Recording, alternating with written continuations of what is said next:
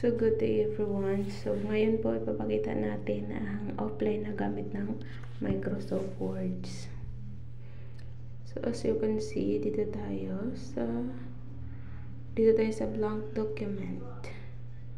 Ipapakita ko dito kung paano gumawa ng table of content. Lalo na sa research. Sobrang hirap pag hindi mo alam paano gumawa ng table of content kasi tulad halimbawa ganito chapter 1 tapos yan ano ba dyan yung page nya, so hirap ipantay-pantay. Halimbawa nyan is introduction, and then yun, so hindi talaga siya magkakapantay-pantay.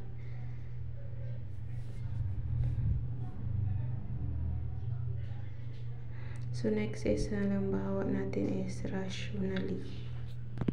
So, in rationally.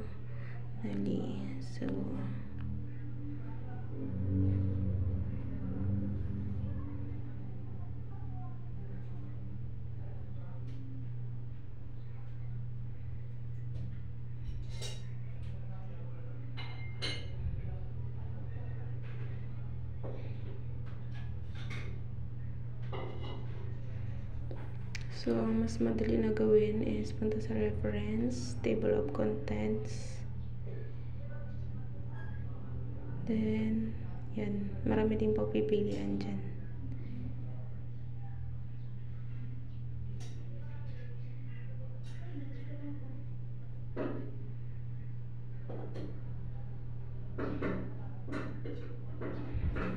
As you can see, nakikita nyo is kahit mag-type ng gano'ng kahabang ano dyan is hindi nag-attract yung number.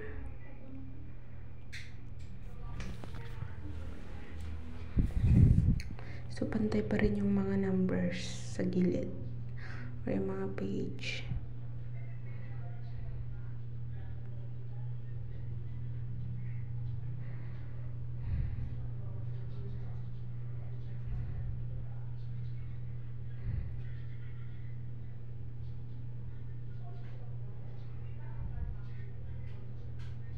So, ngayon namin papakita ko is kung paano gumawa ng password sa documents.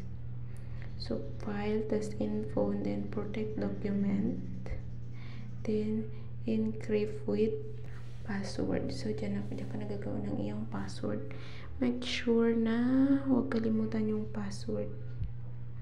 Kasi hindi na siya ma-open pa. So, yan.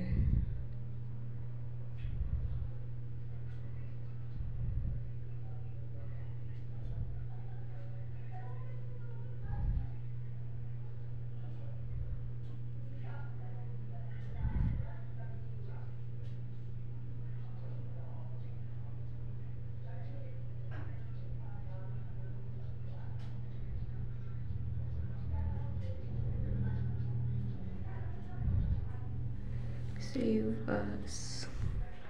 Kapag isi-save natin yung ating documents, yan, attach a copy instead. Halimbawa na pag-share, pwede siyang Word document or naka-PDF siya. Pag i-save as PDF or Word document lang.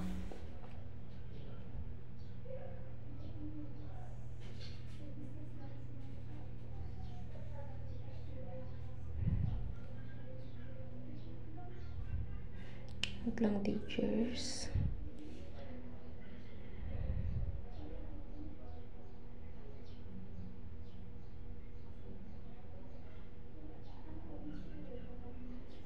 So, ngayon naman is ipapakita natin kung yung tawag dito focus mode. So, yun. Pinutin sa baba yung focus. And then, yan. So, nakafocus lang sa ating file. Wala tayong makikita iba sa ating screen, kundi yung ating document lang.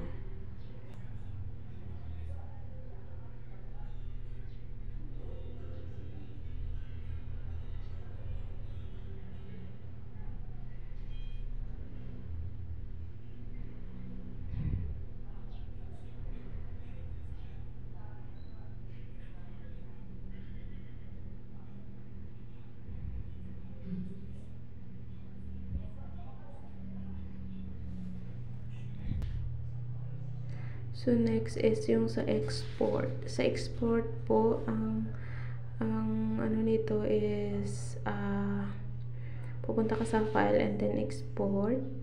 Pwede mo siyang create PDF, XPS document, tapos change file type. So, pwede mong palitan yung type ng yung file.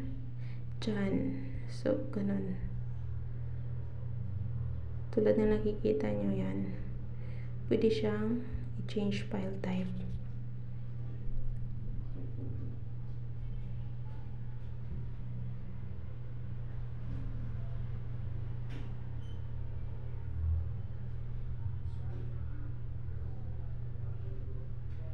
Yun lamang po. Salamat.